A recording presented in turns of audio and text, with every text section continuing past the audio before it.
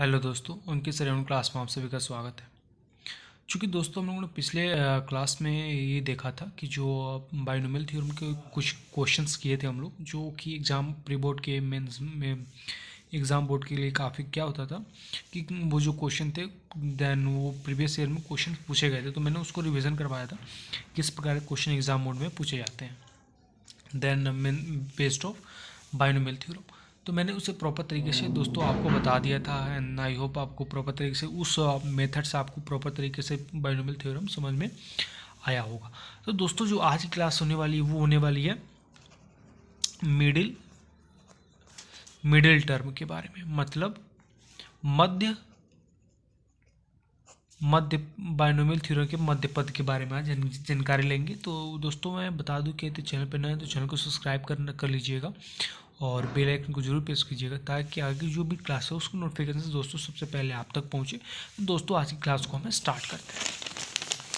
तो दोस्तों जो आज की क्लास होगी वो हम देखेंगे कि जो द्विपद प्रमेय है इसके वर्किंग रूल क्या होते हैं। वर्किंग रूल के देन बाद हम लोग देखेंगे middle term of binomial theorem का अर्थ क्या होता है, यानी उसका मध्य पद क्या होता है। तो उसके मध्य पद जानने से पहले हमें कुछ उसके नियम को जानना होगा, यानी उसके कार्यकाली रूल को जानना होगा। तो वो रूल वो है कि यदि आपका इक्वेशन दिया हो a plus x the whole के पावर n के मूड में, यानी x प्लस 5 द होल के पावर 2 दिया, यानी a plus x the whole के पावर n के फॉर्म में आपका ये कोई इक्वेशन दिया हो, तो उसको हम उस इक्वेशन को हम मिडिल टर्म कैसे फाइंड करते हैं, मिडिल टर्म ऑफ वैल्यू कैसे फाइंड करते हैं, उस चीज़ के बारे में जानकारी लेंगे।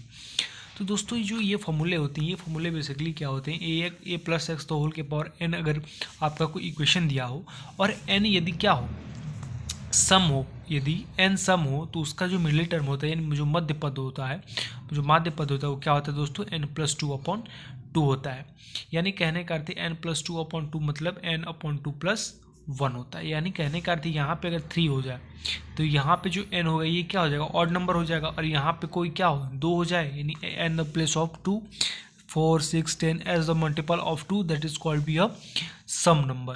तो दैट मीन्स ऐसे 2 every time n is equal to some number of is called of a n is sum then middle term of n plus 2/2, यानी n/2 plus 1 इस क्या हो जाएगा, इसका माध्य पद हो जाएगा। कब, when, जब क्या हो जाएगा, जब इसका नंबर जो उसका नंबर होगा ये क्या होगा, सम होगा।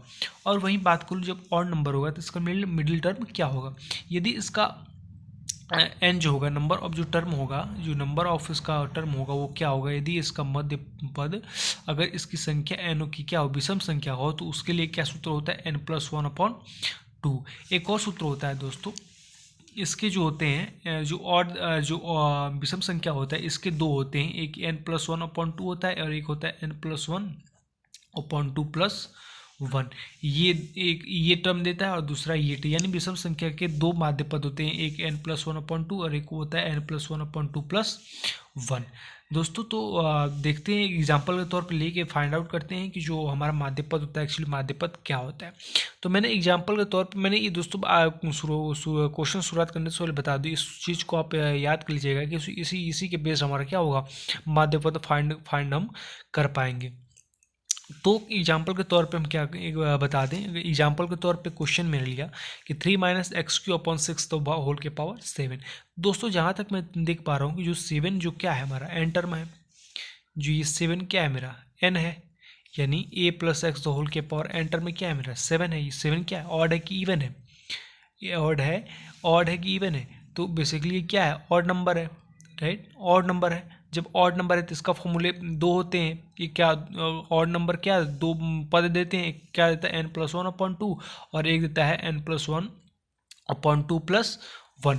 तो n प्लस पहले माध्य को निकालते हैं, n+1/2 क्या हो जाएगा 7 + 1/2 यानी 8/2 = 4, यानी इसका जो पद होगा ये क्या होगा, चौथा पद होगा, यानी इसका जो पद होगा चौथा पद होगा, टर्म ऑफ 4। यानी आप लोग को अर्थमेटिक प्रोग्रेशन में पढ़ा होगा समांतर श्रेणी में कि जो इसका पद होते हैं, पद को क्या डिनोट करते हैं, टी से डिनोट करते हैं। इसका जो पद होगा चौथा पद होगा और दूसरा जो पद होगा क्या होगा +1, यानी एक पद T4 होगा और एक पद T5 होगा। कब, जब ये एक ऑड नंबर हो तब इसके दो मध्य पद होते हैं, एक T4 और एक T5। तो दोस्तों इस इक्वेशन को T4 और T5 के दो इसके क्या होंगे, दो इसके माध्य होंगे, तो दो माध्य हम लोग फाइंड आउट करेंगे। पहले T4 निकालेंगे, उसके बाद T5 निकालेंगे। तो T4 की बात कर लेते हैं।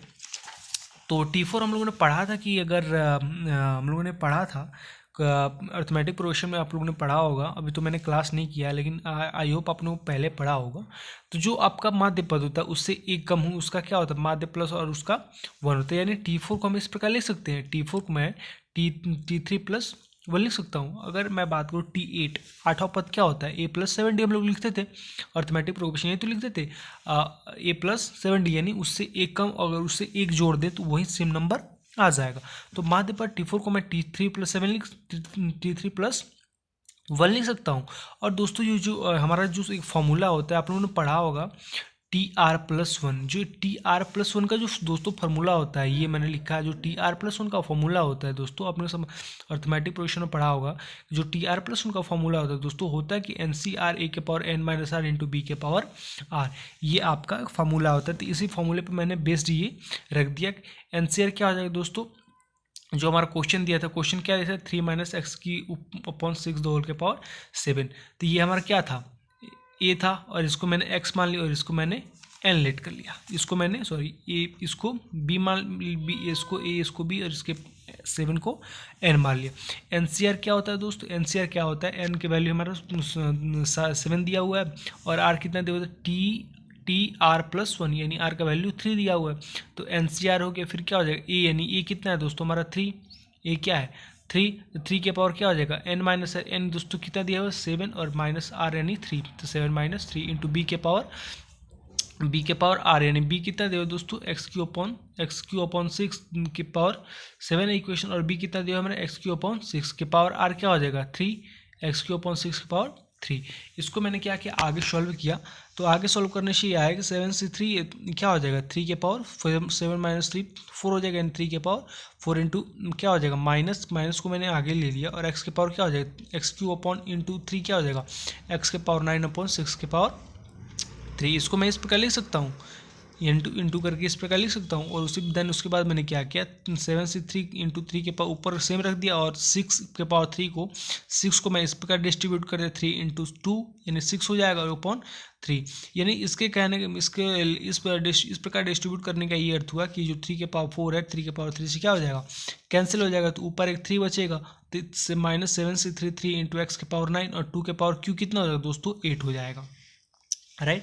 एंड बात करते हैं -7 से 3 इंटू NCR का फॉर्मूला हमने बताया था कि जो NCR का फॉर्मूला होता है दोस्तों क्या होता है, n⁻r⁻ इंटू n-r⁻, जो कि मैंने यहाँ पे आपको लिख के बताया कि जो इसका फॉर्मूला होता है ये होता है। तो मैं जो 7 से 3 है इसको मैं NCR का फॉर्मूला में बेस्ड करके उसको फाइंड आउट करते हैं।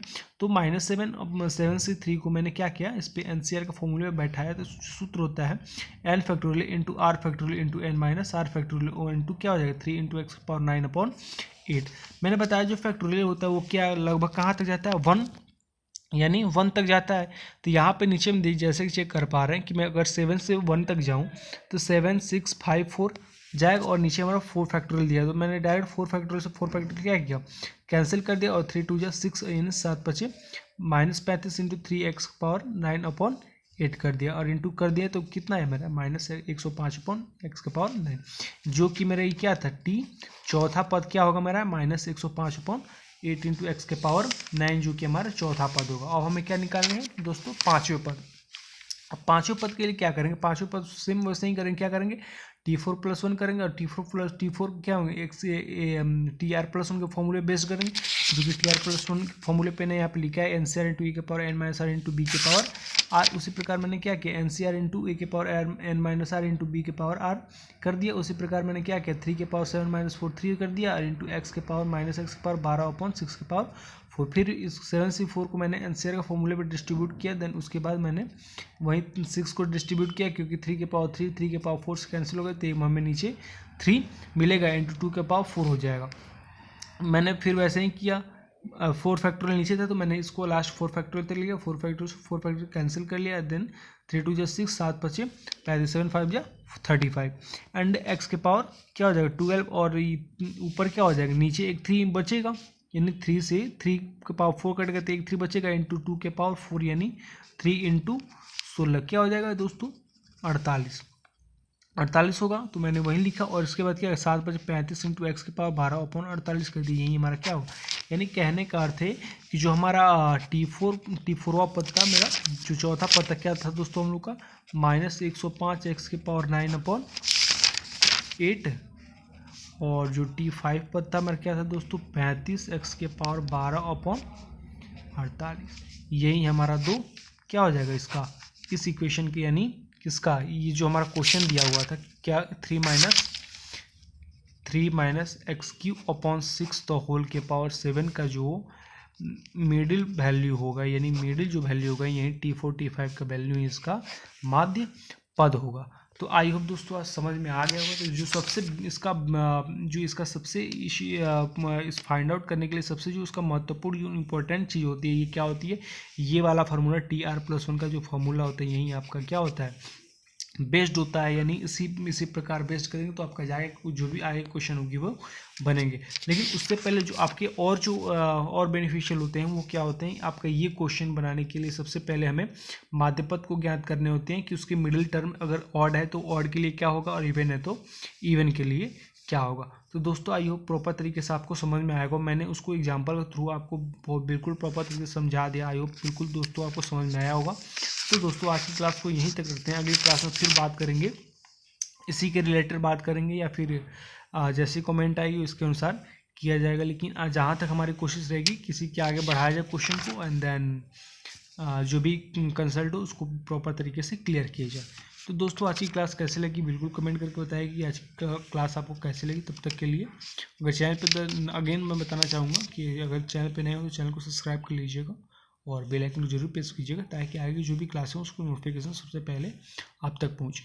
तो दोस्तों आज की क्लास को यहीं तक रखते हैं, तब तक के लिए जय हिंद जय भारत।